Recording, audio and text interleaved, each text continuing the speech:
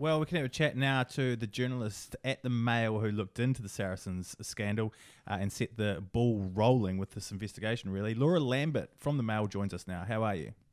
Yeah, very well, thank you. Hey Laura, it's good to have you on in what has been a pretty incredible week. I think we should all say, not just in rugby but in sport. I just wanted to start the kind of interview and the chat just to find out what motivated you to investigate Saracens and how that all came about. Well, it was just, I think it's been well documented. There's been long-running rumours about the cap, and I just wanted to see if there was anything behind that and see if there was anything that wasn't in the public domain. And so, yeah, it's just, I thought I might as well look into it and see what was up. And you say rumours. What do you mean rumours? On social media? Would you say hearsay within and around clubs? What do you mean rumours? I think in the fallout to all of this, a lot of people have said, this has been going on for years. We've thought this has been going on for years. I think, if you look at the strength of the Saracens squad, I think there were naturally, questions. And I wanted to know whether they were fair questions to be asked of whether that squad could fit within the cap.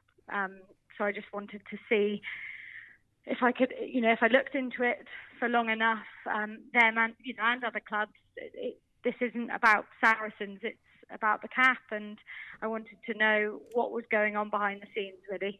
And how long, just for context for our listeners, how long did it take you to look at it and then produce the findings? And I suppose a question from other fans as well. Obviously, are you looking at other clubs as well, or was it just purely focused on Saracens? So I started looking into it last October, and I have my job has not just been this. I've had other things to do, so it was sort of whenever I had time, I sort of dipped in and out of it for a process of around 4 months, and then kind of had uncovered quite a bit by that time, and so we published our initial investigation in March. But although that initial investigation only covered Saracens, we had looked into some other clubs at the time, and what we uncovered was about Saracens. But that's not to say that in the future, other things might come out about other clubs. Who knows? Oh, watch out, other clubs. And were you surprised with what you found or not? Yes, I was. To be honest, I don't think that these co-investment companies were known about. Certainly not given the reaction and the properties as well. So I think I was surprised to find it because I think my view was that if it had been known about for so many years, as people said it had been, that how no one had found it before. So I was surprised when I found it, and I then had to let the process run its course. My job isn't to bring any sanctions or otherwise to a club. That's for people far more intelligent than I. But I then had to wait and see what would come of what we uncovered, and that obviously came to light last week. Yeah, it did. And so when you uncovered this, if you like, and you went through the co-investments, but more probably importantly, the company and the company names. So when you initially saw that, did you think that Nigel Ray and the club were trying to hide something and were trying to cheat the salary cap? Was that your initial thinking when you saw that? And it was like, wow. Because when you actually look at the names of the company, this is me, and there's going to be a bias with me, and Goody sat here and he's got a different opinion, and that's a natural thing. I think it's great to have a balanced view on this. But my thing about it is that the names of the companies are glaringly obvious that they weren't meant to be hid. The money wasn't thrown away on offshore, which is rumoured to have had in years gone by, not by Saracens, but by other clubs. And again, we don't know that information. That is rumoured as this rumour started with Saracens. But so just back to my question: do you think that Nigel was trying to hide anything by setting up these businesses? Well, I don't think it's really for me to pass judgment on whether it was, they were trying to hide it or not. That's for an independent panel to work out. But, I certainly didn't think that it was something that all the other clubs and players knew was happening. A lot of people have said to me since this came out, the companies, their names are so obvious. But I don't, Companies House, you can't search by shareholder. So yes, they are, the names have been changed to reflect the names of the players involved, but you can't see initially that Nigel Ray is involved in them. You have to, he's not a director of these companies, or so you have to look into the shareholdings, which is on Companies House, but it's not, on the initial page that you get to. So, as you'll know, Jim, a lot of players have companies, and those are totally legitimate companies that they have, and so, you could look at lots and lots of players, and some of them will be totally, not linked to a club owner. So it was then just trying to work out which companies were linked to owners. So it was slightly more, I think, as I said, it's not for me to say whether I think that they were trying to defeat the system, but I think, as the independent panel found, that there hadn't been a transparency with Premiership Rugby, and I think had they been open and honest with Premiership Rugby that these co-investments existed, I don't think we would have got to this stage. Now, obviously, from Jim's point of view, he's has been part of that Saracens squad, and I was quite surprised that Jim's name came up in your original article because, normally second team players don't come into these big investments, but Jim was very happy that you did name him because it gave him some more media profile. Yeah, were you surprised that Jim was involved? I think it was like a 1-bedroom flat in Luton or something that he had. I don't know, Jim. I have no idea. To be honest with you, it wasn't. But I was surprised about the identities of the players involved. It was really just the fact that there were players linked to Nigel Ray. That was all it was. Okay, a couple more questions. I don't know if you can answer this, but just looking back on some of the articles and stuff that have been published in the Daily Mail. So it quotes, and I might be completely wrong here and get the terminology wrong, and I'm not too sure if you can answer it, but it reported that a rival club hired accountants to look into Saracens as well. So obviously you were doing your job. Are you privy to that information at all about what other clubs pushed out the accountants to do that? I'm afraid I really don't. I only know what was written. I can't really comment more than that. I'm afraid. Sorry.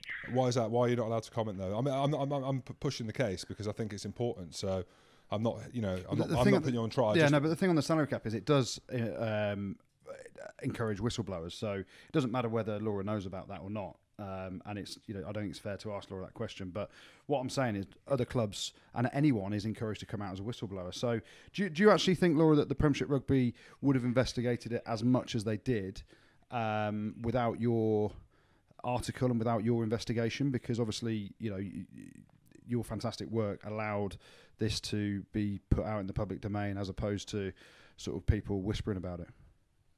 It's really, really hard for me to say. I have absolutely no idea what they would or wouldn't have done.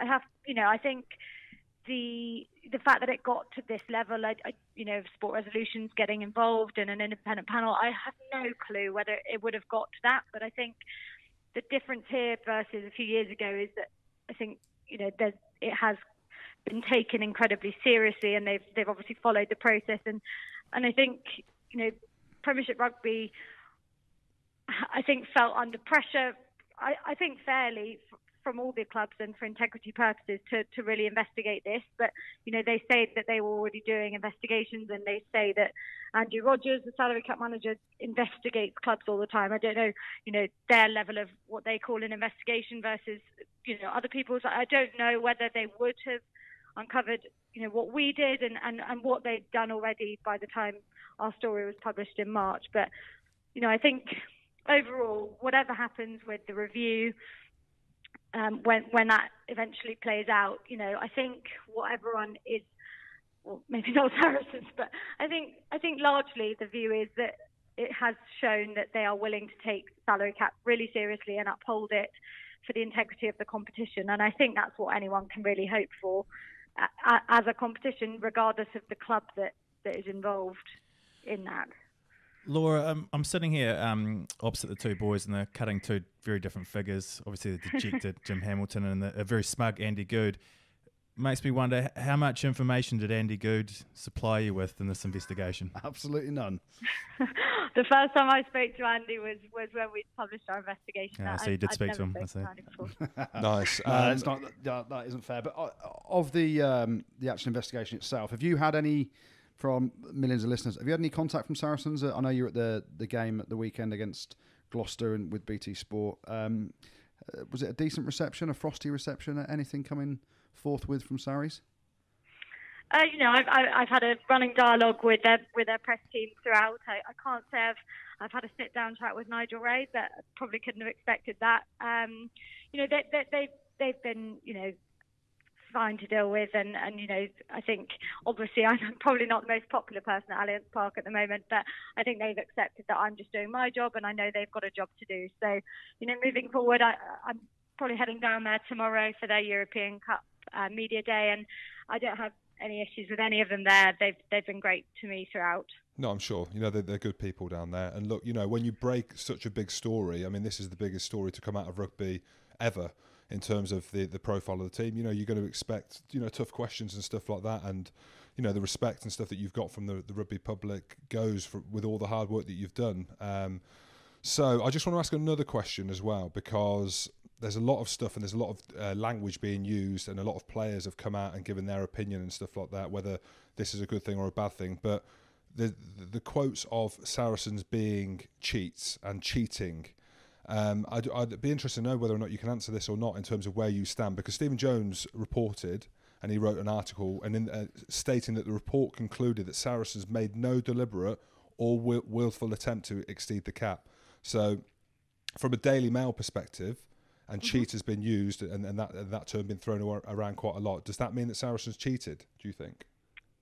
Well, I am a sports news reporter. I'm not a columnist. I'm not paid to have, an opinion on this, and I really don't pass judgment on whether they were or were not trying to deceive anyone. That's, I think the word cheat has been used by, people like, I think it was Chris Robshaw said that they were cheating, and obviously the Gloucester fans on Saturday were shouting that they were cheating. It's not really for me to say whether they were trying to cheat the system. I was purely just trying to put something in the public domain which I didn't feel was publicly known about, and then let other people, in the form of an independent panel, pass judgment on that. And clearly, that line about deception, it's interesting. We haven't ever had that as the press. That was something that Saracens had in their statement on last Tuesday.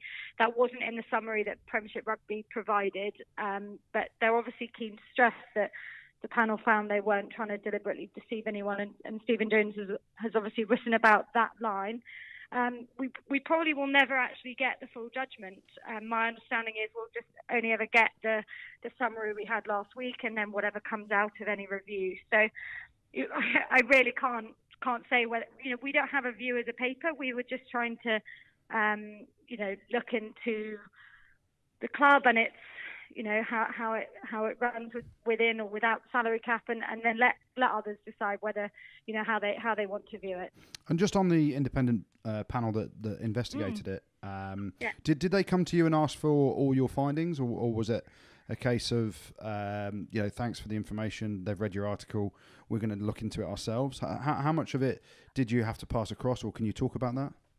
I had absolutely no dealings with them. As I said, I think PRL say that they were already investigating Saracens, and that they brought the charges in June. So I don't know what evidence they go forward, but I haven't had any dealings with the independent panel, Sport Resolutions, PRL even.